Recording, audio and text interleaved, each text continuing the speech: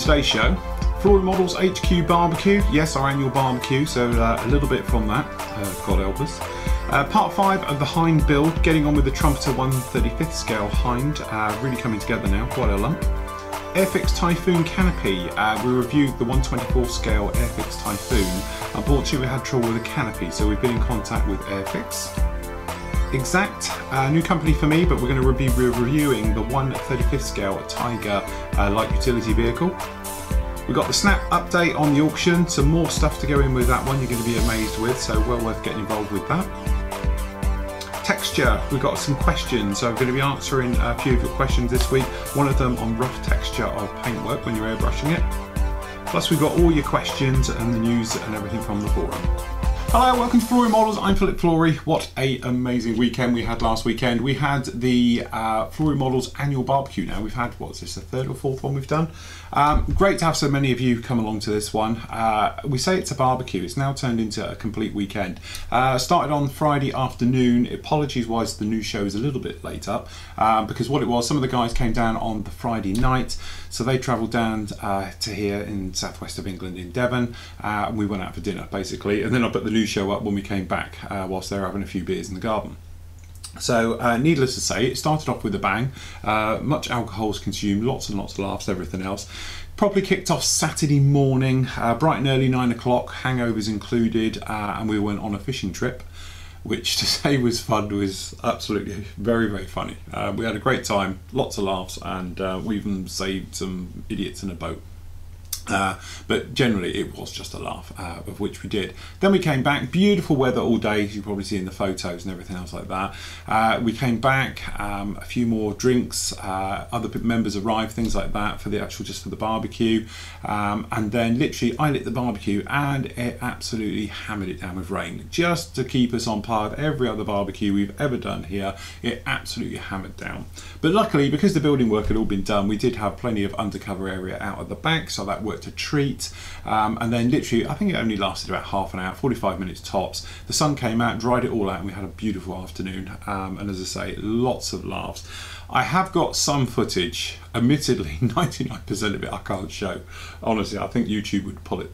But we have got some, including what has happened now to the Space Shuttle launch pad, the paper one. That's no longer with us anymore. I blame the members, they got hold of it. Terrible. But yeah, what we're going to do is I'm going to put some clips together at the end of the show and we're going to leave you with that one. But needless to say, we had an amazing time and day, and I hope you all enjoyed yourself. That finished at around about 2:30 in the morning, and then bright and early we were up and off. I must admit I was a little bit late, and for you guys who met me at Bovington, I had one hell of a hangover, so I was very quiet.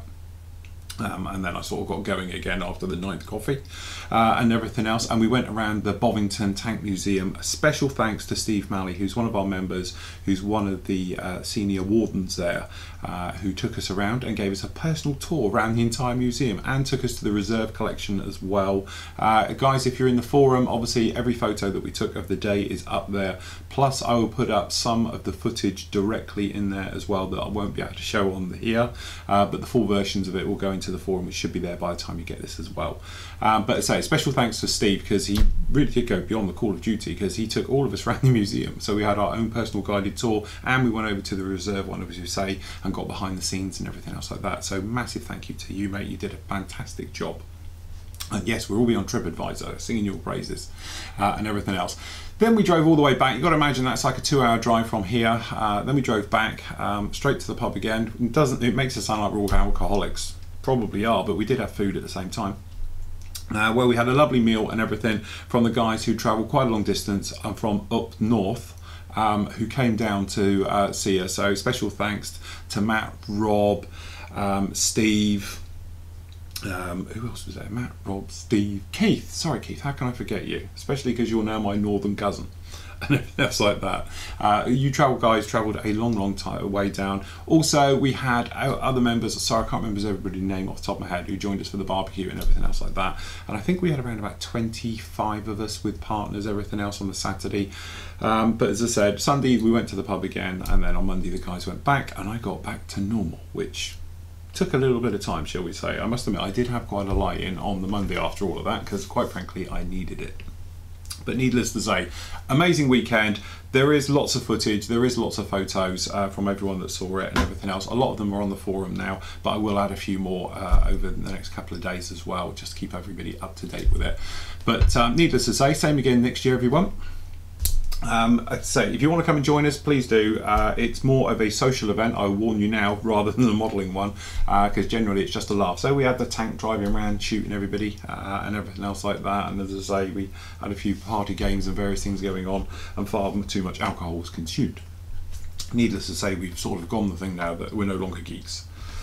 So anyway, after that we got on with this little beauty on the Monday afternoon, quite late if I'm honest.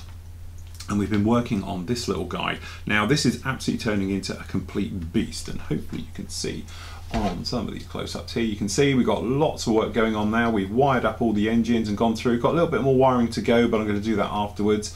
But you can see with the cockpit, and hopefully this is where it comes in. You can't really see in there, we haven't got much light, but the entire internals are all weathered up, chipped up, wiring has all gone into it and absolutely everything, and it's turning into an absolutely fantastic kit. And surprisingly enough, considering this is one of Trumpeter's earlier ones, the fit has been absolutely stunning. So far I haven't had a single fit issue anywhere, and to be honest, as you can see, we've got a little bit of filler and things going on down in here, but technically, you know, when you're looking at it, there's not any real massive gaps or any problems that I found. Getting the tabs in a little bit tricky, but certainly it has certainly come to life. So in part 5 we talk about really the photo etch work, and we talk about obviously wiring up the engines and the various things like that. I've got a clip of that coming on a little bit shortly about using photo etch and things like that, which hopefully you'll find a little bit interesting. But certainly this week I will get the final parts onto it and it'll be ready for paint. Speaking of paint, which is a little bit unscripted, we have these guys. These are the old ACAM or ACAR paints. This is the Russian helicopter sets. Never used these paints before. I don't know what they're like. They could be awful, they could be brilliant. Obviously I'll let you know, because I'm going to be using it on these guys as well, so that's pretty good. Also at the same time, I know if you've been asking for it, the baby rattle as it's now called. The paints for this have turned up, literally turned up this morning, so what I'm going to be doing is I'll be getting on with the paintwork of this next week. So obviously the first part of that will be up next week with doing all the paintwork, and we can really push on with those builds. Speaking of which is going to throw my script a little bit out of the way. A lot of you asking, because obviously I mentioned about doing the Typhoon straight away. Don't panic, I'm still doing the HE111, and to be honest, and I have to go and grab it, we have this guy is also here for it as well. This here is the big head set for it, which has got the interior, the bomb bay, the undercarriage, the seat belts, the self-adhesive would be, you know, I don't like it, the masking set for it and everything else. So as you can imagine, it's a big old set. It's quite expensive, this one, but this is here for it as well. So that completes all the bits and pieces I need for doing the Revell 132nd HE111 P1 kit. So I am doing it, don't panic. It's literally Tornado, I think will be out of the way early part of next week. The Hind's not going to be far behind it. Then we're straight into the HE111. Going to get a couple of bits of that under my belt, and then we're going to go on with the actual Typhoon itself. At the same time, because I've got plenty of room around here, over on that bench over there, what I'm going to do is I'm going to actually start on some vehicles for the Vehicle Mayhem one, purely because I just want to have a giggle with that and just build something totally wacky and go through it. So don't panic. I'm not sort of, you know, pushing things off, because I know a couple of you have said to me, you know, I thought you said, I still am, just, you know, I get excited when new kits turn up, what can I say, and everything else. So there we go, that was that one done. Now, speaking of the Typhoon kit, we mentioned the canopy was pretty crap, for want of a better word. It's not the best piece of engineering in the world, let's face it. This is my said one, and to be honest, what I didn't realise at the time was I was quite lucky. Mine is one of the better ones, okay? Now, I spoke to some of the guys, and most of you on the forum suddenly chirped up saying that yours was terrible and unusable and pretty dire. So a lot of you got in touch with Airfix, as I did myself. I think we all got the standard email back, which is, I can quote you what they said, if you just bear with me half a sec. Where are we? I've got it here somewhere. Here we go. So I basically went to the customer page on Airfix and I said to them about, you know, basically if I put it on camera, you can see it a little bit down here as well. So as you can see, this is just my one. It says here, we're very sorry you've experienced problems with our product number 8, you know, as we know, the Typhoon. Okay. The problem with the Q sprue is not common to all kits. Okay, well, I don't know. How many guys have we got in the forum? 1,800 to 2,000 now. How many have the kit? And all of them are wrong. So uncommon, I don't know. I think they're probably more common than not. The problem was found after the mold inspection when clear sprues had been standing for several days, which I don't really understand what that is. So does that mean whoever checks the mold didn't bother for a couple of days? You know, you think as they were coming out, somebody would have a look. But then, you know, I'm not into this business. The sprue feed has been changed to eliminate the problem. We see the correct parts have been slipped through. I think they all were. Once again, sorry inconvenience, blah blah blah. As good as a word, they then go on to say, I had another email saying thank you very much, blah blah blah, and we will get you a new one in the post today. Bearing in mind, I said it on Tuesday. Okay, Wednesday it turned up. So this was the actual one from Airfix, okay, which is very good. And then literally, this is the new sprue. So if we just have a quick look, this is our old one, which admittedly mine isn't as bad as some of the others I've seen. To be honest, I've seen the ones on the forum and they really are crap, they're horrible. Okay, but I did notice mine has a few little problems and issues, okay? The thing I didn't point out at the time, because I really, as you say, when I do these in-box things, I don't get a chance to look at them properly, because obviously I'm doing it via a camera and not holding up to the light, but you can see the blob right in the middle of the front windscreen catching it in the light, okay? But it is a thing, when I hold this up to the light and you look through it, it's horrible. It's like looking through, you know, 19th century glass. It's pretty rubbish, okay? So anyway, I can't remember which one they are. This was the new one that showed up. If I can get it out of the bag. Okay, so this is our new one that's now showed up. So let's have a look. Okay, if I can get it to catch it in the light. Oh look, it's, oh hold on, it's the same. So is this one of the good ones, or have they sent me just one of the crap ones again? Because this one is as bad as the other one. It's still got the blob in the middle, if I can catch it in the light. See it there wobbling away. But the thing is, when you hold them up to the light, and obviously I've got the studio lights here, they are pretty shaky. Now I'm thinking I've got one of the better ones. Okay, so you know, that's just the thing with it, because these two, say, I don't know how well if I can get a side by side and catch them in the light together, because obviously you guys, you need the light. So you've got the front windscreen there right in the middle, you've got it there. If we do this one, you see you can catch it in there as well. These are identical, there is no difference in quality between the two, so I'm assuming I've got one of the better ones. Now I'm not going to be a rivet counter or a hater here, because quite frankly I think you're not going to notice anyway. Let's face it, we're all going to have the canopies open on this to look inside the canopy, unless you're doing it in flight. And I don't think anyone's going to be walking around and looking at it. And I remember some big manufacturers, the Tamiya F16, when that came out, had a blemish in the canopy as well, which apparently was a fault with the mold.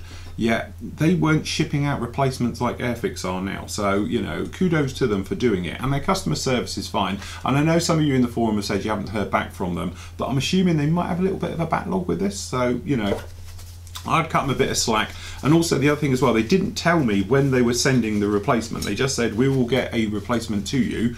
And it turned up the next day, which was a lot quicker than I thought it was going to. But as I said, their customer service is pretty good. I didn't hear back directly from them. I heard back from them very late the same day. And then the next one turned up next day. So they'd obviously processed it, sent it on and everything else like that. But they're saying it's a small problem. I think it's a little bit bigger than they're letting on here. But then we'd all say the same thing if we're in their position. Oh, we just got a handful have gone wrong, you know.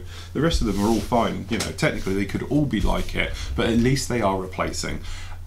I don't know, it might be worth going down the aftermarket route. I'm sure a vac form company will probably ping out one like they do. As soon as they know there's a big fault with something, they're likely to sort of come along and say, right, you know, we've got an aftermarket one, and go through it like that. But I think by the time it's painted up, looking at it, I'm not going to worry too much about it. I think it's pretty good. As I said, I'm not a rivet counter. It looks what it is. It's fine to me. So, but as I said, at the time, I thought it was a bad one. Perhaps it's not, or Airfix have just sent me another one. I don't know yet, so you know, have a go with it in the forum, guys. Talk about it in there, and perhaps we can get to the bottom of it. But I have seen some of your pictures in there. Some of them really are terrible, not nice at all.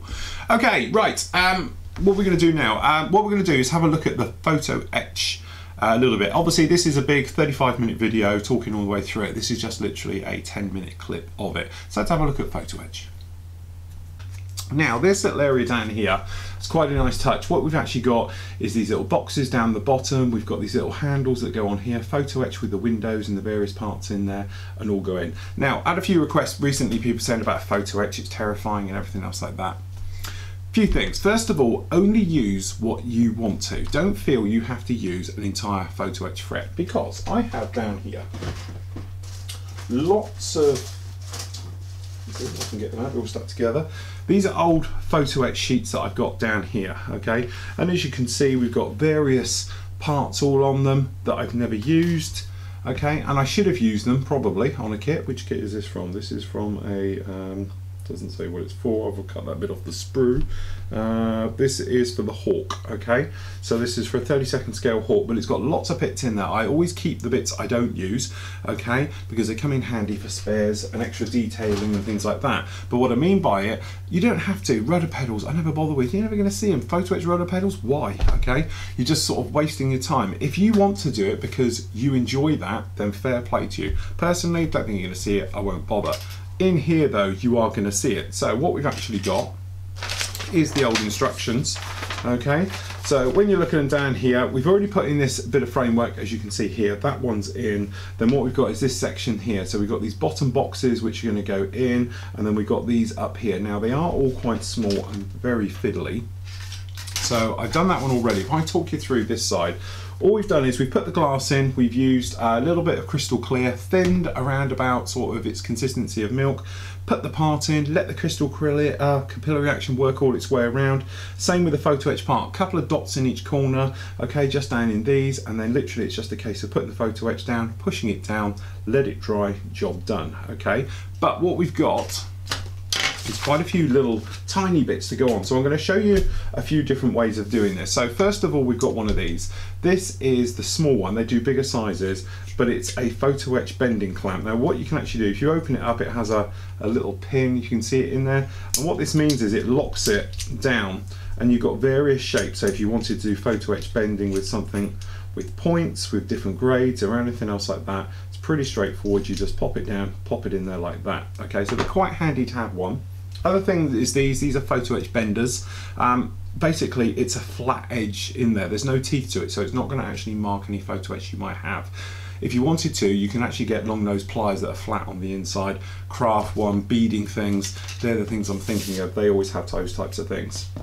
Now I know a lot of people don't like doing this, but I just can't see the point of doing it a longer way. You could actually use one of these, okay, come down, you can use a razor blade, okay, or your sharp crafting knife, and you can come in and you can cut each individual part off of the sprue, being very, very careful, just like this, okay?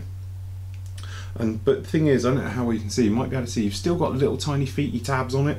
Really they need cleaning up. The idea of using a flat surface is so when you cut into it, you don't bend it, because if you bend it and it's something that needs to be folded or it's flat, you're going to have lots of troubles. So don't do something like this where you're going to come in and try and cut the Photo Etched part on a cutting mat, because what happens is you're going to get a slight bend with it, and if it's Photo Etched onto Photo Etched, if you're laminating it, it's going to come apart and look awful. My quick cheat way is a pair of these, okay? These are my little orange scissors, okay? As I said, I've had these now best part of 20 years. I cut Photo Etched, I cut wire, I cut styrene with it. The idea is you can get very nice and close up to the part, and just using the tips of the scissors, you can nip off the actual parts you need. So what we've got is two of these sort of storage containers. So we just put the scissors down and we just go snip, and we'll do the other one whilst we're here, and snip. And all I'm doing, I'm lining up the edge of the blade of the scissors with it, but you should see I'm just using the very tip, and we're not bending anything, we're not distorting the shape, okay? That's those out. Now on the back of all Photo Etched, you'll get lines on it like this, okay? These are your folding lines. So there's two ways of doing this. If you wanted to, you can use, he says, throwing the parts all around. We'll dig that up later, okay? You can use one of these. If we just put on a large corner one, because that's the type of thing we want. Okay. So actually what you can do, you can come along with your photo etch part, you put it down like this, slide it in position. Now you see you've got these lines running down the sides here and over here, hopefully you can see on the angle, in there. That's where it's going to actually make your fold. So you put the lines on your photo etch lined up with those. Okay, and when you've got it in, you're just going to come in, make sure that's all in there, and screw it down on the top just like that. You then take a blade, shove it underneath your photo etch, and you lift it 90 degrees up. If you wanted to go further, you can probably do sort of, you know, I don't know, about 130 degrees, 120 degrees right over. You can do that. So we're going to take the other one and we're just going to bend him straight up, loosen off our part, and as we can see, we've got a nice little box shape here appearing, or two sides of it. So then what we'll do is we're just going to come in, because we've got to do one more bend. So we'll just place this guy in here. What I tend to do, line it up, push it down, then screw it shut, so you actually hold it. If you're putting it down, sometimes it maneuvers slightly and you can get a false bend. As I said, I would use a razor blade. It does come with, I think it in here somewhere, these things. Okay, these little plastic tools, they're not sharp enough to get right underneath and bend up. If you use a razor blade or a flat blade, a safety blade like this, it's quite good because you can get in there and bend it up. Okay, and that gives you a very nice little photo etch box done just like that. The only thing is, it's a little bit slow and boring. Okay, so the other way of doing it is with a pair of these. So exactly the same process. We're just going to come along, putting this to the edge. So you're looking at this top edge here is where the fold's going to be. So we just line it up with a line. We know we want it to bend there, and we just go 90 degrees up. Okay, and then we've got to do this side first, obviously, because we're bending in. Okay, 90 degrees up, and then this guy over here, 90 degrees up, and that does it just as quick as this guy here.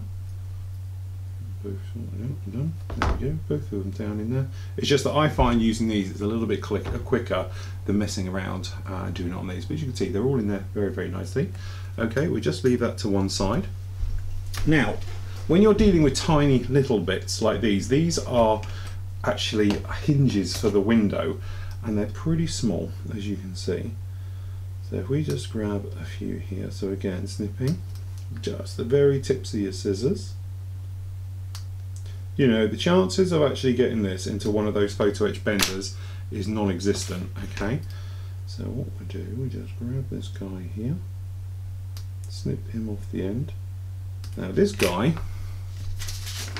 is going to make this. Okay, so what you actually have to do, and this is the part you've actually got. Alright, so you need to fold it in half. Now photo etch isn't as fragile as you might think. It's not going to break on you. So what I'm going to do, just for the moment, is you could use a blade, but obviously your hand's a bit dodgy, so I'm going to use a pair of scissors. I'm just going to push the middle, okay, and fold it in on itself.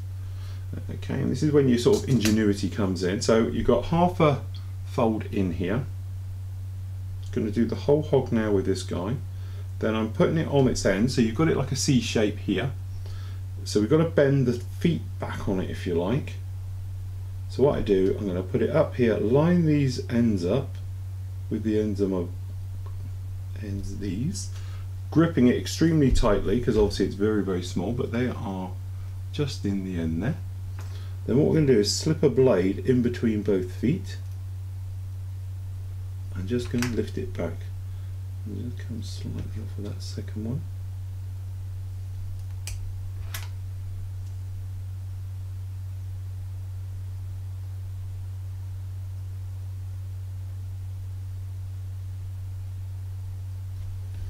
Okay, so we're just going to put the blade, if we can get it in there, should do, slip just in between the 2 feet. And we're just going to bend it each side out. So now we've bent those end ones just out. I know it's a bit tiny, hopefully it's shining in the light. Then what you can do, grab it by the handle if you like. Okay, when you've got it in the handle, go up to the hard object. So it's something like this, and we're just going to press it down, and then that way we've got our little C-shaped guy. There he is there. Hopefully you can see him. And he's got little feet each side of him, just like that. So he can actually be stuck then to whatever we're going to do. So what I've got to do, I've got to do 3 more of them, then we come back together, work on a few more bits, and then we get stuck in. Okay, so those are done. So we've got these other tiny little guys down here. Now sometimes, you know, admittedly, you've got one like this, and there isn't much to it at all. It's just got a couple of little lines on it, as you can see there. So all we're going to do is we're going to stick our nail in it, and having nails helps. Okay, and we can just literally do it by hand. We're just going to squeeze it together. It looks like a little tortilla. Okay, so there we go. That's a little one there. Now these tiny little guys, again, they're so small that you can get away with doing it by hand if you've got a bit of a nail. If you haven't, then you need something just to poke in there. But this one has 2 little edges which just sort of come up with as a V, okay, in a little block shape. Alright, and then it literally folds over on itself. Okay. And these are actually gun mounts for AK-47s to hang out the window of the Hind, which is a clever little touch. So it's a little stabilisation area. So what happens is the Hind's got 4 windows each side. Each of the windows lifts up. An AK-47 or PKMs can be actually pushed onto them, locked into the rack and fired from the windows with all the doors shut. So you just have the windows open and they can fire. So it actually gives you fire positions, and these are the ones which are these racks here, and they're actually on sliders, as you can see, but they actually fit in here just like this. Okay, so the window can then be opened like here on above.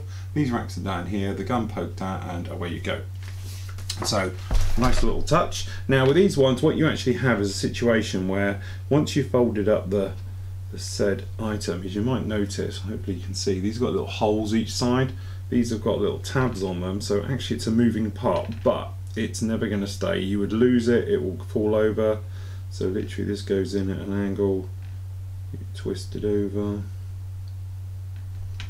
So you can't even do it yourself at the moment. Okay, if we can just get hold of it, we'll be right. As I say, when they're tiny parts like these, just keep your desk clear, don't hoover, but it sits in there, something just like this. Now that is an accident waiting to happen. So what I do, a bit of crystal clear, thick this is, and a brush just on the tip, and then all we're going to do is put in a drop just like that. So the idea is somehow you'll be able to put this down. Alright, and it'll hold in that position, and then you can leave it to dry. The other thing as well, when you're dealing with this, PVA glue dries totally clear and you won't see it. So what you can do, little trick, is put it in first. You don't need gallons of it, okay? Just put a little blob in it just like that. Then take your delicate part that keeps forever falling out. What happens is immediately this touches the glue, and as you can see, it's not all just falling apart or anything else like that. And it's even holding its own weight just like that. So what we can do is just pop him down a moment. Okay, they're drying and away you go. Now, gluing down photo etched parts. Obviously, good old-fashioned super glue. Where have I done with it? Here it is. I would always recommend using a thick one over a thin one. Thin one dries quicker than a thick super glue. To be honest, I just use Zappa Gap medium CA glue, okay? If you're using a thin one, it tends to flow, but also it dries quicker than a thick one. A thick one takes a little bit longer to dry and everything else like that. But the trouble with all super glues is ultraviolet light will kill it. It will turn to dust and fall apart over many, many years. I know this for a fact because my early commission work, I did quite a large project on a ship once, and a lot of the photo etched railings have come away now, and it came back here to be re-glued on, which now I've used the CA glues and ultraviolet protected glues. That way you don't have that trouble. But what's going to happen is these guys are going to fit into here at the top because it's the actual window mechanism for an opening up and down. If you use thick super glue, it's quite a blob, okay? So what I tend to do is I grab a little bit of water, and to be honest, I just use an upturned bottle like this. A couple of drops of water, you don't need gallons of it, okay? You might notice some white, and what that is the glue rehydrating. I take a blob of white glue, okay, and we just poke him in. We're going to need more than that, but you'll get the idea. Okay, let's grab a bit more. I mean, you want it to the consistency of sort of single cream almost. That way it's got enough grip on it that it will still bite, but you're not going to have giant blobs of it, because this way the capillary action will run around just a tiny bit more. The capillary action will zip around that entire part. If you were using a thick PVA glue, it might glue the part that's touching, but if you've got you know, quite a large area, you can touch it and it'll flow all the way, give you a better seal, and it's more of a hidden seal.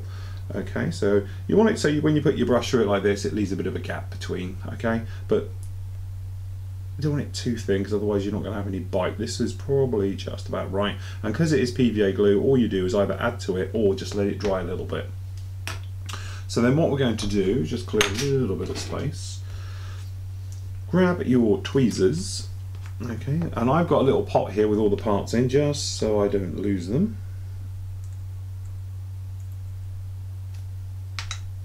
Okay, now just you have to, these have a top and a bottom as well, so we're just going to grab it. So we've got it in our tweezers.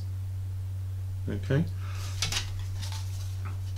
we have our said part just down here, so we're just going to dunk it into the PVA glue. Don't worry if you over dunk it, because what will happen is it will just flow off. Alright, and then what we do is pop it down and leave it on, but the capillary action will hold that down there, and any whiteness you see will simply vanish. Okay, so if we just grab another guy. Okay, the other thing as well, by using thinned glue, it doesn't stick to the tool or applicator you're putting it on with as easily as it might if it was being used thick. Okay, the other thing you can do is, once you've got it on there, take your brush, load it up with just a little bit, okay, and then you can come in and just touch, hopefully without doing what I'm doing now where it comes off with it, and you can put it on. But as you can see, we've put far too much on there, but if you just give it time, it will dry, as long as you're centered up. But what you can do, as I do, stick it on your trousers, take a little bit off, okay, and you can just draw it away with your brush to give you that effect, and hopefully you can see it in there now. That's those two in there. So there you go. Obviously that's just a little bit. Full members, you can see the entire thing in all its glorious detail. A lot of people have said to me about Photo Etched, you find it very sort of, you know, because you do get huge sprues of it sometimes, and you have got all these little tiny guys on here. Don't be too worried about it. Remember, use what you want to use. For instance, you see these tiny little guys all down here. You know, there you go, catch them in the light. These are actually all the handles for the windows. As you notice, they're still here. You're not going to see them in there. I am not going to put on whatever it says. What does it say? This is our instructions for it. Put in there 0.8 of a mil by 1 mil piece of tubing, and then attach them. Really, no one's going to see it, so I'm not going to bother. Rudder pedals, I know it's coming to be a little bit of a thing. I don't put rudder pedals in because you never see them. I do put the plastic ones in, it's just I can't see the point of doing all the, if you're never going to see it, of all the actual ones in there. Hence, you know, when you look at this guy down in here, I don't know how well you can see down that cockpit, but imagine when it's all completely done, you're not going to be able to see in there anyway. So as you notice, I don't have Photo Etched rudder pedals in there. We just got the plastic ones in, and that's good enough for me. But as I said, you use what you want to use. If it's tiny and fiddly and a little bit beyond you, you don't need to use it. Just use the big stuff. We put all the framing in, we've gone around and we've done some bits and pieces. Some bits as well, I think they're too fiddly and too fine, and I'll scratch build them another way. So instead of using Photo Etched, I might use a little bit of plasticard because it's easier to work with, and everything else like that. So as I said, it's a little bit of personal choice, everything else in there. The only thing I'm not liking about this, if I'm honest, are these seat belts. I think the seat belts are a little bit naff. I prefer doing my way of using either tape or using something like a milliput or something else. Gives them a bit more life. Like, yeah, they're just too flat, two-dimensional. But certainly for things like, you know, metal work, box work, things like that, then it's absolutely fine. Okay, so we had a question. Forgive me, I've written down your name today. We're talking about texture of paint. Basically, you're saying you get a rough texture on your paintwork, and it doesn't matter what you do, you always get it. Now, we have covered this at length before many, many times, to be honest, but we haven't done it for a while, so we're going to go over it again. So, basically, when you get a rough texture, let me grab an airbrush. Okay. So you have your airbrush, okay, and when you're spraying, if you're using an acrylic, what's happening is it's coming out, okay, it normally lands on the body of your model, okay, and it technically melts on. So when you're going over with paint, it's sort of melting onto itself and you get a nice smooth finish, okay. When you're getting the rough texture, is what's happening is it's physically drying as it's coming out of your airbrush before it lands on the surface. So the particle, okay, or the paint that's been atomized is actually dry. So when it touches, it dries as a hard lump, okay? And then obviously imagine this under a microscopic level, it then just sticks to itself. So you get one lump with another lump on top and another bit, and before you know it, you end up with sandpaper, okay? And it's very rough to the texture. And then obviously you have problem with obviously washes and various things after it. Now, why is it happening? Two things it could be. Firstly, the weather. If it's a very hot day and you've got very low humidity, okay, it's very, very dry, the chances are it's drying just in the time it takes. If you're thinking, well, that's not the case, what can happen though, and it's the most common, if you're doing something like, if we assume you're under here, and you're spraying in here and coming in, what can happen is when you get 90 degrees especially, and very complex things, so we've got pylons on here and stuff like that, the airflow comes in, it hits, bounces around, hits this side here, then it bounces off, hits here, hits the pylon and comes back, and it actually starts to cause a vortex ring effect, okay? And then so what you've got is airflow coming around and it's doubling your airflow, so it's drying very, very quickly, and also it might be taking those atomized paints on a longer trip than they were intended. So instead of just coming in and sticking, they're actually doing a full loop and coming in, giving you a very, very rough texture. Where this comes in a lot is things like an area down here, for instance, that you might get underneath the wing. So if you're coming in and you're shooting it down here, you might feel this area underneath here be very, very rough. Not so much the top area, but in here it does. This is just this vortex effect that gets it. So normally you'll get it down in joins, perhaps down in here where you get, like, you know, a wing root system coming in, stuff like that, normally on flat, big areas. To be honest, I covered this in depth, so it's very worthwhile having a look at the Transall video, okay? Because the Transall video, I talk about obviously texturing, because it happens to me. So what we did in that video was recreate it to show you exactly what to do, and then obviously how to get rid of it. Now, getting rid of it, two ways of doing it. First of all is your good old sanding sticks. So use a well-worn one, or if you have got them, one of these will work perfectly. These are the black ones we do. These 1200 grit. It's basically like wet and dry paper on it. You can use it as a wet and dry. You can physically rub it off. So if you're doing a model and it's a gloss finish, it's pretty good practice to sand down between each coat as you put on, because obviously as soon as you start to get a little bit of texture, the next one comes on, you're going to build on that texture, and before you know it, it's going to be like, you know, sort of 200 grit sandpaper, all right? So by using an old, either a worn down sponge or something else like that would be fine. Then you can come along with a polishing type sponge and just run it all the way over. Go over it then with a damp cloth just to get all the residue and obviously the sanded particles off, because you need them out of the way. Let it dry and then put on your next coat.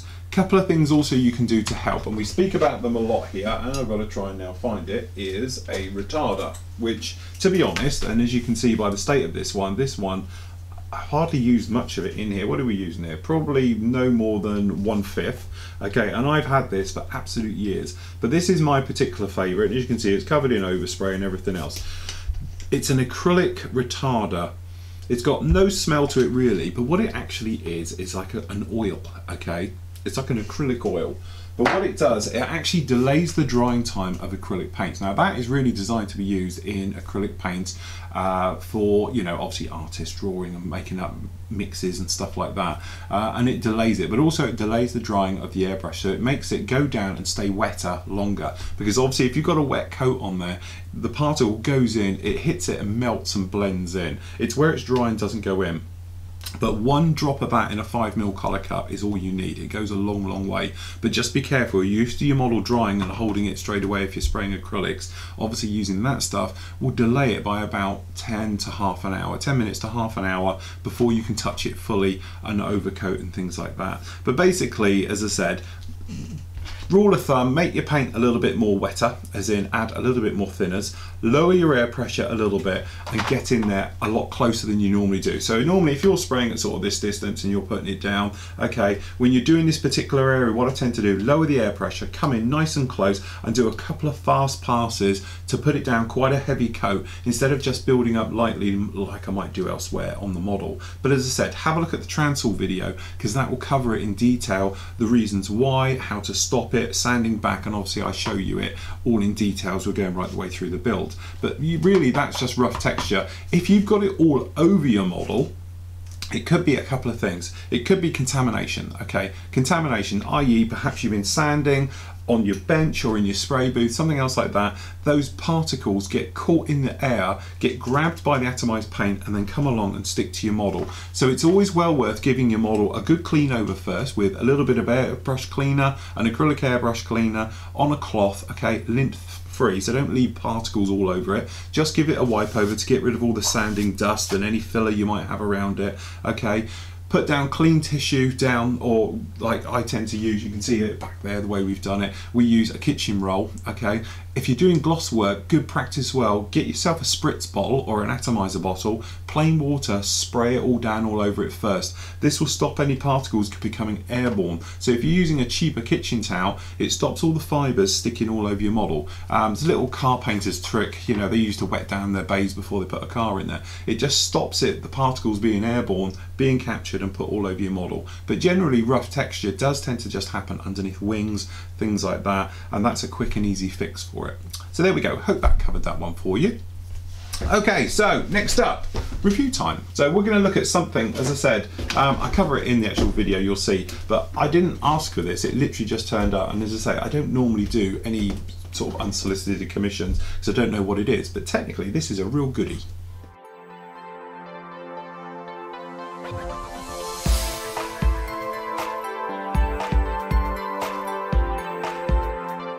Okay, kit review time. Now, a little bit of a story to this. I have to be honest, I actually haven't bought this kit, which is unusual for me because you know I buy them all. This one was sent to me with no paperwork, no nothing. So if you are the person who's behind this one, thank you very much for sending me the kit, and please get in contact because as I say, I don't even know who to thank. It was just literally on my door when I came back off of holiday. Anyway, what we got here is Xact. Now, I haven't even heard of this company before. Apparently they're in Hong Kong / China and all the rest of it. I did a little bit of background research on them and everything else. Apparently quite a relatively new company, but as I said, I haven't had a chance to speak to anybody really about it. But looking at the kit, because I have had a look in the box purely to see what the hell it was, and it looked very nice. So here we go with it. This company, this is the Tiger, which is obviously a light armoured utility vehicle, as you can see just down here in the old box. As you can see, so nice artwork on it. It's saying that it's going to be 28 centimeters by 10 centimeters. It's 1/35 scale. We got a little bit of bump about it here on the box as you make your way around it, and we've got some of the markings, quite nice in the camo work and everything else. So in the box, as I say, haven't got tons. So what we do is place it to the side, and then I'll run through. So what immediately struck me when I have had a look at this before, which is, if we just put that in there, safe. A couple of things. Obviously you get some nice photo etch in here, which we'll look at properly in a moment, and another grill, but also you get decals for the camo work, which is a little bit odd, but there we go. But anyway, the manual, as you can see, very nicely done. Obviously it's on a sort of semi-gloss paper, but you've got nice things for the call outs for the actual paint work running all the way down here. So you've got obviously the different manufacturers, Tamiya, Mr. Colour, Model Air, things like that going in there. A little bit of specification obviously about the vehicle itself, the overall dimensions. You've got a paint guide just down here, which is all nice, and then we work our way through. So if we get a nice central here, so as you can see, we've got a little bit obviously about the chassis going in and everything else like that. Looks to be quite detailed the way it actually goes in. Transmission assemblies, okay, front and rears, okay, and then putting it all together. But as you can see, you've got photo etch stuff going down here in the chassis, which is very nicely detailed, as you can see. Some of the minor parts going onto there for the actual gear, again coming right the way through, transmissions being actually into it. The suspension work, as you can imagine, you've got the exhaust, the muffler, things like that going in there right the way through. Tyres going onto the hubs and then actually onto the vehicle itself. Okay, then the engine, which is another nice touch. So we've got a fully detailed engine in here, which looks very nice. So we've got the engine and obviously the drive shafts and things going on there, fuel tank going on. Okay, and then coming right the way in, as you can see, it looks like more photo etch parts as well going on here. So from a look down at the top, which is a nice touch, and as you can see them here. So these are all the plates going down on the vehicle. Okay, and right the way, so it's obviously going to be armoured underneath with all this plating work, so you're going to lose a lot of that detail, but it's very nice that it's been recreated down there. Okay, and then right the way through, so we've got the internals, talking about the colour callouts for the floor pan itself, as in what's going to be grey, aluminium and black, things like that going down in there. We've got the transmission housing going in, and then obviously, as you can imagine, all the seats and the bits and pieces and everything you'd expect inside. Again, all multi-part, so it's quite a nice touch. And then obviously we've got aluminium, we've got the ammo racks going down in here, fire extinguishers, quite a nice touch again. The dashboard, instruments, looks like separate instruments again. Photo etch for the mud guard, stuff like that, as we'd imagine. Okay, and right the way in there. And then obviously detailing up the engine, final parts going in there, as you can see. Okay. More photo etch to bend right the way over for more stowage and things like that going in there. Again, very nice touch. Okay, and then we got down here, this is about putting on the decals on the interior. Okay, and in there and everything else like that. So are they internal decals? Perhaps they go on the inside. Yeah, they are. They're internal decals. Wow. Okay, never seen that before. Again, more photo etch going on down here, which is a lovely little touch, as you can see, going all the way in. We're talking about welding seams even in here. Wow, very detailed. I must admit, I haven't seen this level of detail in something like this before, so it looks like it's certainly going to be very, very good. Okay, more camera work, obviously all onto the inside and everything else, and then we've got the chassis all going on up to the upper going in. The doors, again, you've got nice stuff going down in here, some very nice details. Okay, spare wheel going on under the hood. More doors and windows and various things going in. It does seem to go on and on, all this detail, as you can see, to really bring it together. Weapons fit, hatches, things like that. All in there. I must admit, it does look absolutely lovely. Then we've got our call out, so obviously we've got them for the Russian guard. Okay, for the rear, I don't know what the front one was. That's just a 3-tone camo, which I think is the same that's on there as well. 3-tone camo, all you're saying. So actually, looking at that, looks pretty good. So now we know that all this stuff here is for the internals. We turn them up the right way. As we can see, these very nicely done, these decals, you know, absolutely spot on. All the numbering looks very clear, very crisp, very precise without having to take it out. The carrier film looks like it's slightly off to one side, just looking at the star down here. I don't know if you guys will pick it up, but it looks like it's slightly off to one side, but it is on the carrier film, which is the main thing, all the way through. Again, this photo etch, I won't bother getting it out, but you can see now in detail what we've actually got. So down here we've got obviously this strapping thing where they're going to loop around for holding up blinds and stuff like that. The floor plans, as we can see down here, these underside protectors, grille work, you know, harnesses, belts, things like that. Very nicely done, and it looks to be very, very thin photo etch as well. Nice touch. So we've got a little grille going on down here as well. Again, lovely little details, all these details. Right, we will start at the nice big bit in here. So where is my trusty knife? Find a way into this.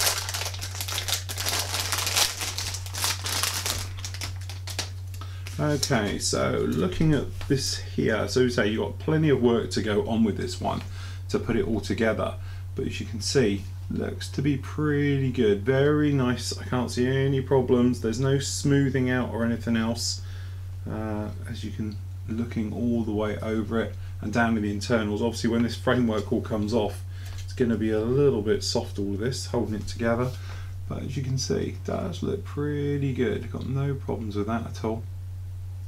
Can't see any flaws, any imperfections or anything. Whilst we've got them here, we'll have a quick look at a tyre. Let's see where the seam runs on these. So we do have a centre seam that runs through the middle, but because of the tread, Well, our camera gets the light on it. You can see that it working with the tread. So you've got nice details actually on the tyres themselves.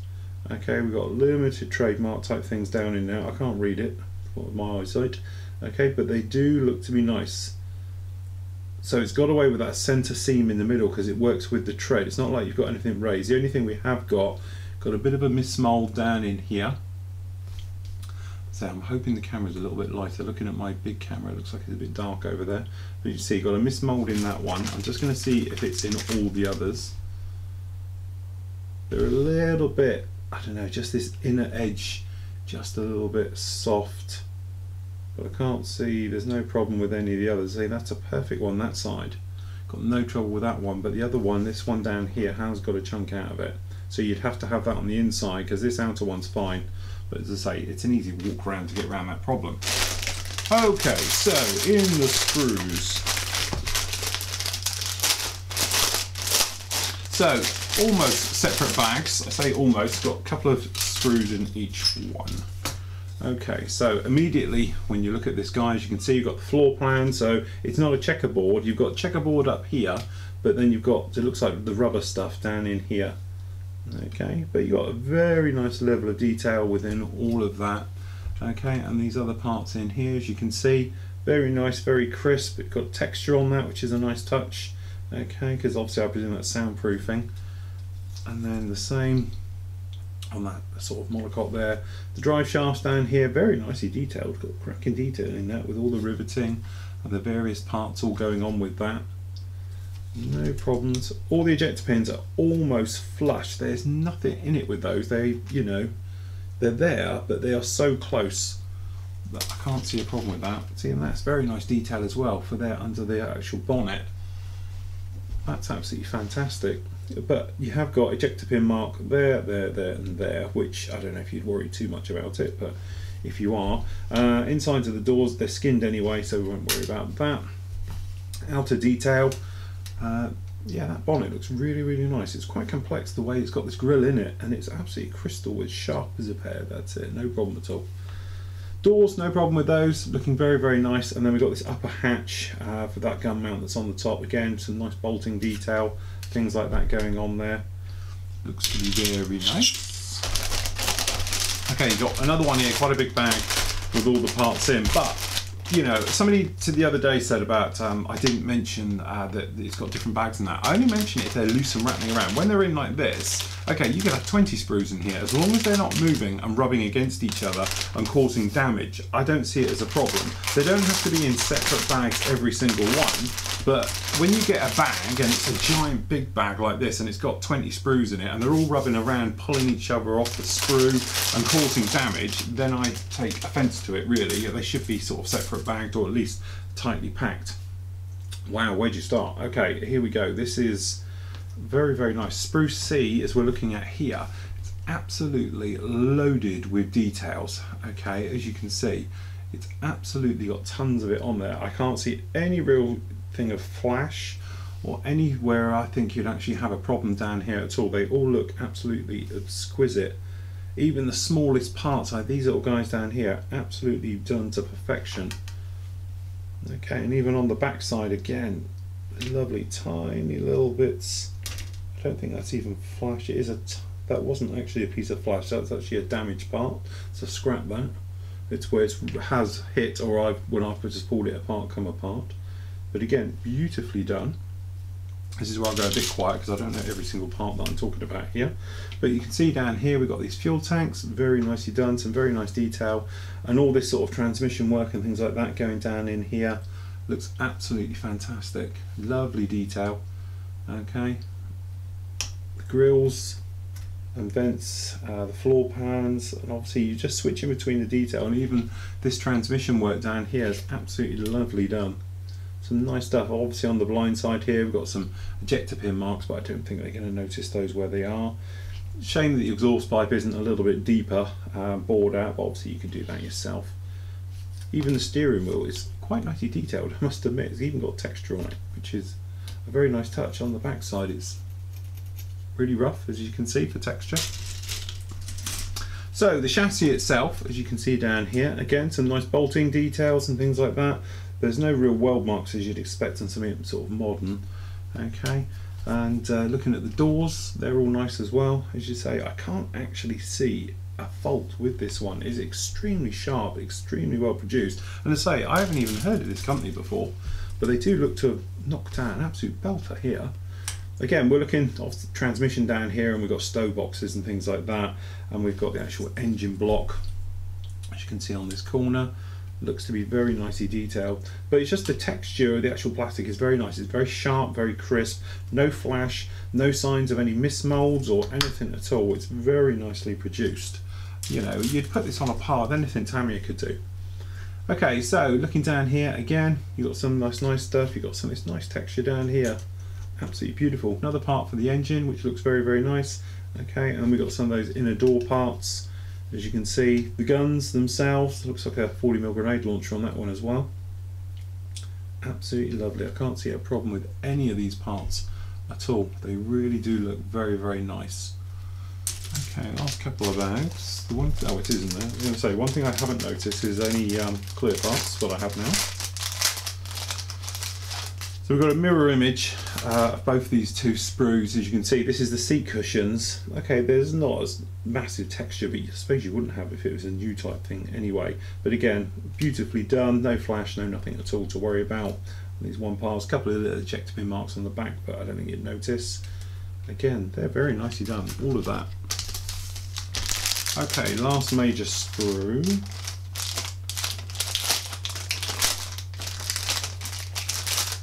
Again, it's another mirror. So we've got down here, it's the actual wheel hubs themselves, as you can see, very nicely done. And then obviously some handles, things like that, some of the smaller details. But you can see these wheel hubs, lovely detail, no problem at all, no flash, no pittiness, no mismolds on any of this whatsoever. And I have to say, you know, recently we've been dealing with, who am I looking at over there? Things like Meng. This looks very much like their stuff, if we're honest. In fact, if somebody stuck this in front of me and said, who's this? I'd say it's Meng, because it's definitely on a par, if not better, than Meng stuff. So if there is Meng behind them or something else like that, it wouldn't surprise me in the least. Let me just run out, I think it's the thing. What we've got here, a little tiny set of mirrors, which is a nice touch, which we saw on a recent car build when we were looking at that Ford pickup. So here we go, clear parts. I'm going to put this in here because I'm not sure what it is. So looking at these clear parts, as you can see, no distortion or anything in, but then they are flat, so we wouldn't worry about it too much. And then we've got these guys as well. Again, no distortion, no nothing. These headlights and bulbs and everything else like that, beautifully done. And all of those, absolutely lovely. So there we go. What can I say? It looks absolutely fantastic. I can't fault that at all. It looks to be exquisite. It's brilliant detail, no flashiness, no mismolds, no nothing at all. Instructions are very clear and precise and everything else like that. Nice touch with the decals for the internal, because if you are going to paint it inside, you don't have to now, you can just decal it and away you go. So that's a nice touch. And also getting a large lump of photo etch like that as well with the other part as well is a great little thing. So, you know, for something that's only going to be, what is it? It's going to be 30 centimeters, so it's going to be sort of around about, where's the monocoque? See, that can't be right, 28 centimeters. That's never going to be 28 centimeters. It just so happens. Yeah, I think there's a little bit there. Length 28 is 282 millimeters. I don't think so. I think it's going to be more likely to be 18. So what are we there on the front? From there, well, I'm for a spare wheel. I think it's going to be more likely 150 millimeters, unless they've got. So I think the actual is a little bit of a typo down there, because, as I say, if I do a tape measure so you guys can see. So that's mine. I'm going for that. Okay, so as you can see, it's what? Being generous, I'm thinking with a spare on it as well. I'm thinking maybe 160 millimeters. With the spare on it, but there's no way it's 282, so I think someone got the scaling down there just a little bit wrong, but apart from that I will totally forgive them that, because that's a lovely little model. So thank you to Xact if you sent it. If somebody else sent it, thank you as well. As I said, normally I buy all my own reviews, so there's no point sending me any really, but you guys did, or somebody did, and I love that kit. It's absolutely lovely. So there we go. If you want something a little bit different, something highly detailed on that, have a look at the Xact Tiger. There we go. As I said, haven't heard of them before. Great company, great little kit. If you're into your vehicles, a sort of light armour, utility, things like that, or anything else, that one is a real good one. I can't tell you how much it is because I didn't pay for it. So, you know, I'm sure you can find it on the net anyway. Right, okay, so we've got the Snap auction still going on. So, the guys from up north kindly have donated this little lot into the prize as well. So we've got the prize thing, as you know, is absolutely massive and going on, and you can sit through the video again in a minute. But also we've got to add to it, we've got here a 1/35 scale, this is the Mini Art personnel car. Okay, so that's added into the prize draw. We've got Tamiya F16, okay, which as we know is the finest 1/48 F16 kit you can get, okay, so that's an absolutely fantastic. Well done, guys. We've got the Raven. Okay, so this is the F111 Raven. This is the actual Hobby Boss one, 1/48 scale, as you know. Absolutely lovely. Great kits as well. So, you know, we're not just offloading junk here. These are absolutely cracking ones. Okay, and we've got the Hella Jaguar. This is the 1/48 scale Jaguar. Obviously, this is the French version, I imagine. But as you can see, you've got all the colour call-outs and everything else in there. Again, this one's even still sealed and everything else, so no one's even looked inside it.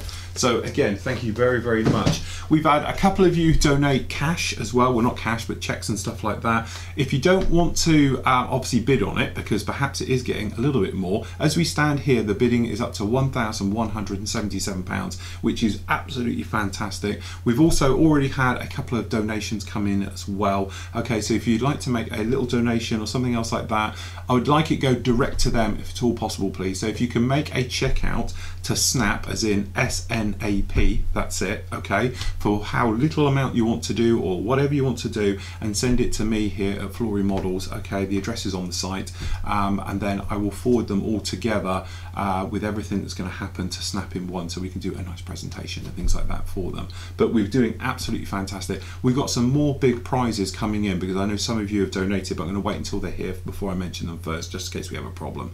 Okay, but we've got some amazing prizes that hopefully we can talk about next week as well. Remember, you've got till the 22nd to get bidding on this or whatever you want to do with it. So it's to say, it's a well worth cause to have a look.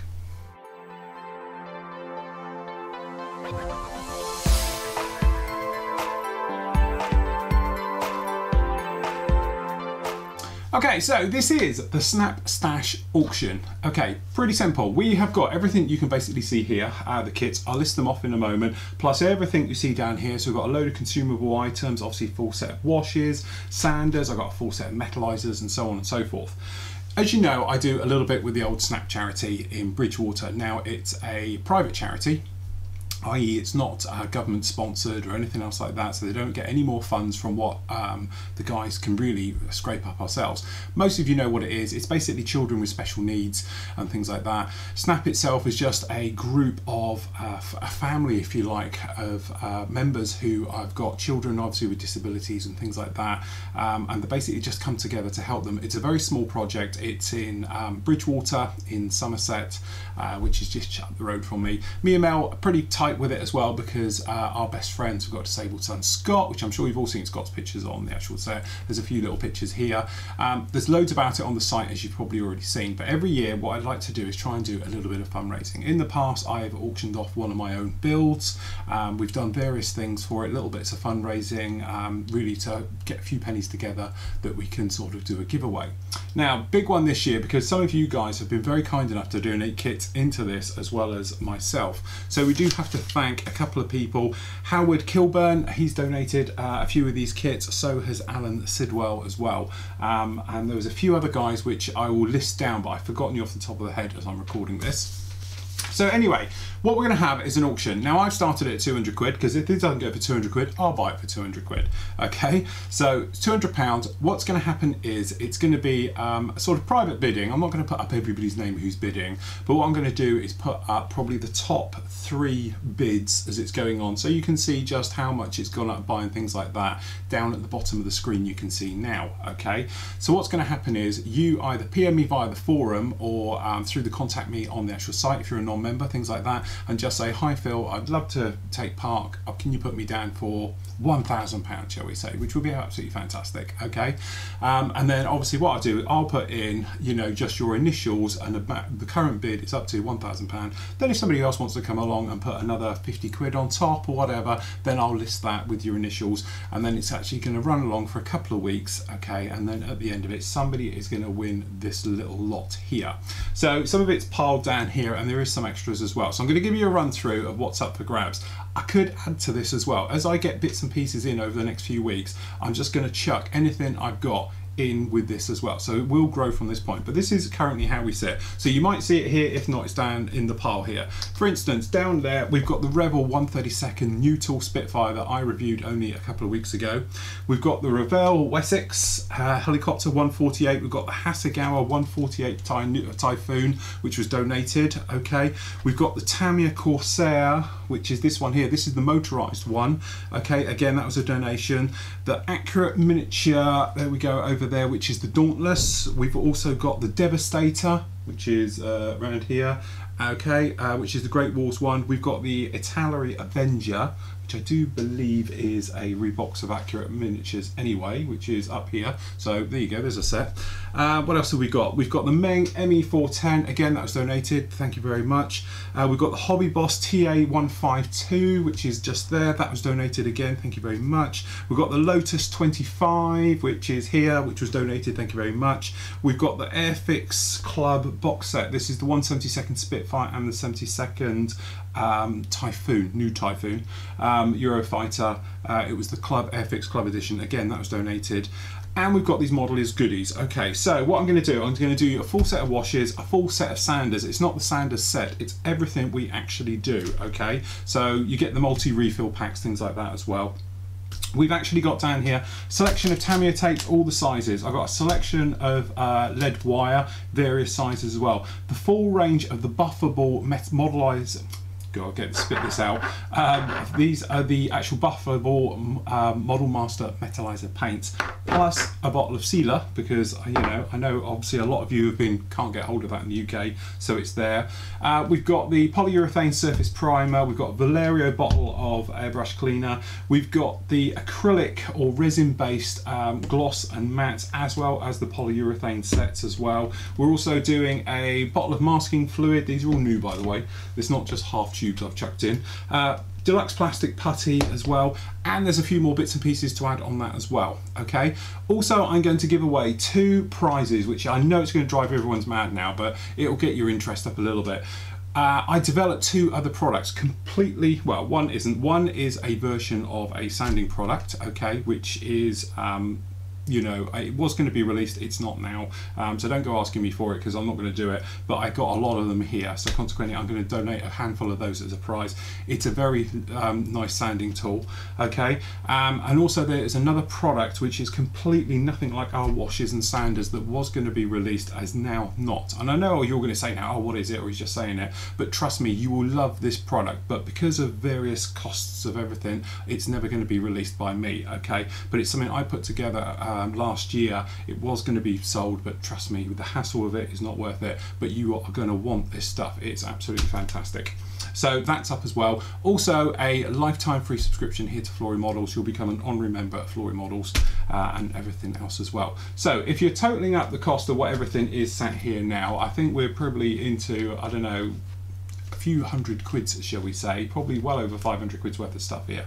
Okay, so you know, I'm going to add to it as we go through the weeks, as we make our way through, and everything else like that, and everything else. And don't forget, obviously, if you know, you're more than welcome as well to spend a day with me doing an airbrushing course or anything. If you're in the UK as well, I'll throw that in on top. It's a great cause. They are absolutely great kids, and having just come back from spending another week away with them, to say that they are disabled and all the rest of it is wrong. Okay, they're not. They're just amazing kids. Okay, I've got a few problems and they deserve every little bit of help they can get.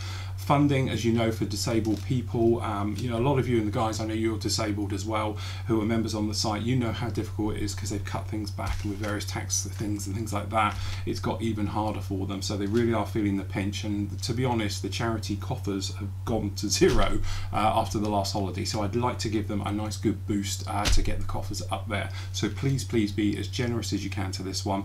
We're going to let it run, I think, round about, I did have all this written down, but I've now lost my bit of paper, but it's going to run until around about, sorry, handy having another giant screen over there as a monitor. I think we're going to run this one to about, where are we going to take this?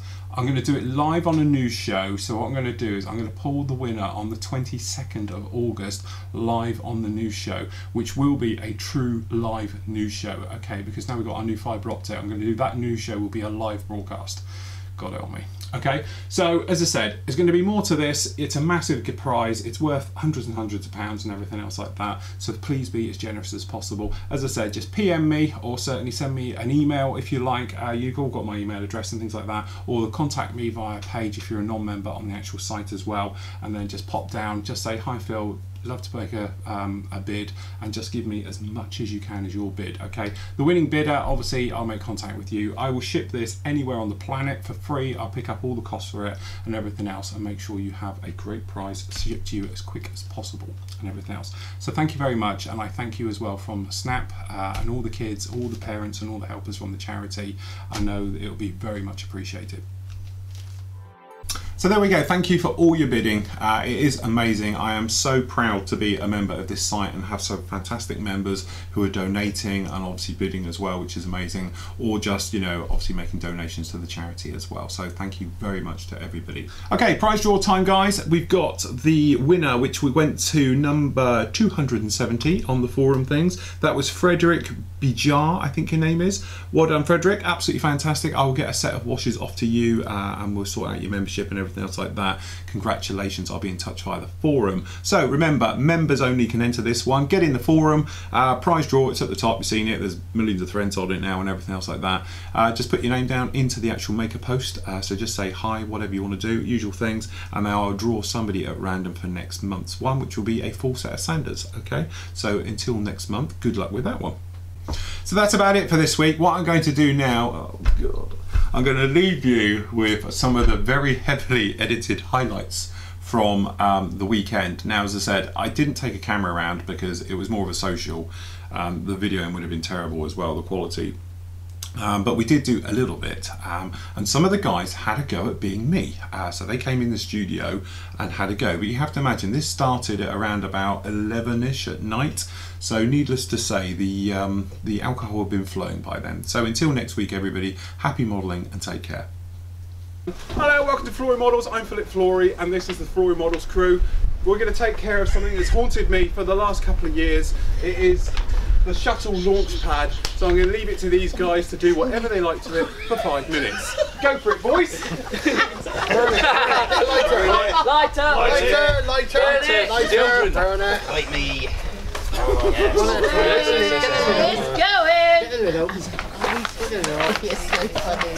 we going? Just stick them in there.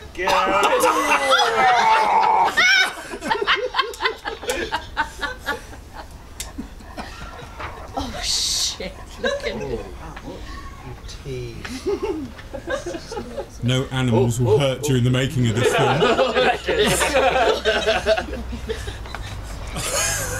Oh, it's right on me. No,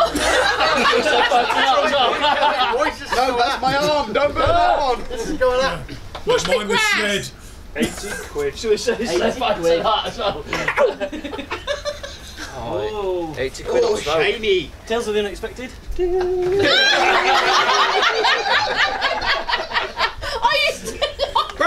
Burn! Oh my god, what's my turf? I'll just lay that Relight my fire! Turn it off.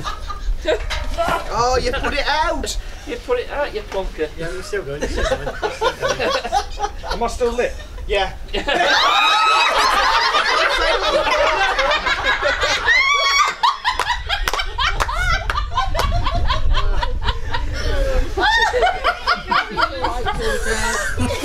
He's alright, darling, he's alright. You would have backstabbing crap and then you'd run in different directions. Come on. And you, Matt, and you.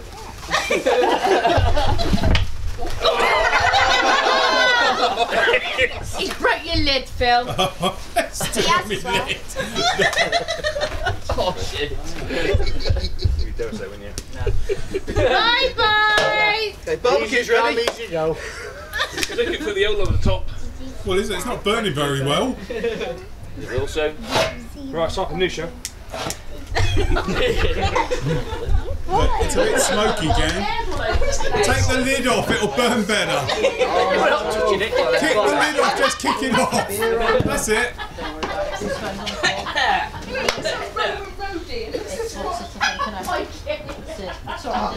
It's Sid's phone. Sorry about your lid. Yeah. It's Sid's phone.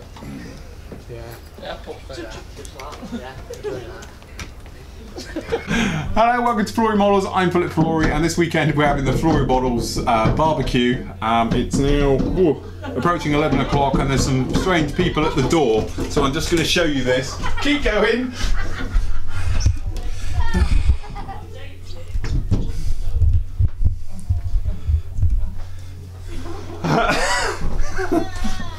And as you can see, this is what we have to deal with.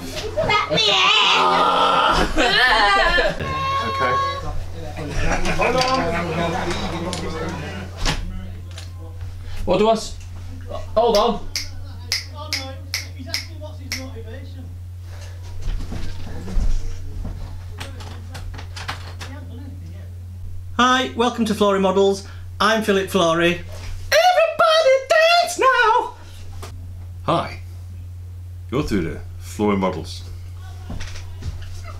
We've locked him in. Get back and sit down. Dead space. What do I say? Say whatever you want, you bird. Hi, welcome to Flory Models. Today we're going to build a Cornish pasty. Alright, proper job, Ansoms. Hey up, there. Welcome to Flory Models. I am not Flory, but I am Flory's Yorkshire cousin.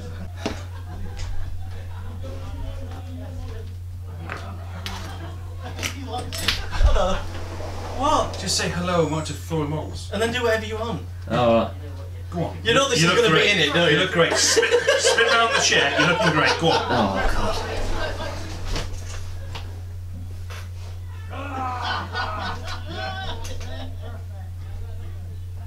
If only you had a pussy to stroke. Ready? Hello, welcome to Flory Models. I regret I have no cat. Thank you very much.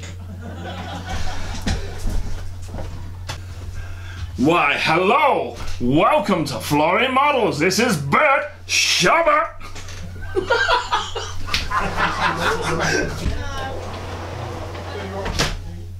Hi, welcome to Flory Models. Right. Hello there, welcome to Flory Models. And I'm a modeller, but my best friend is Flory, who is an expert modeller, and I'm handing you back to my best friend now. Thank you very much.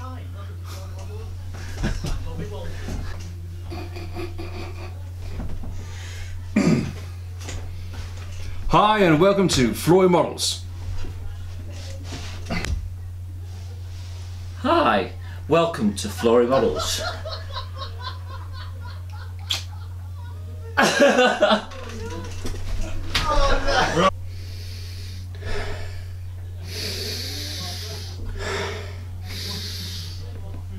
Hi, and welcome to Flory Models.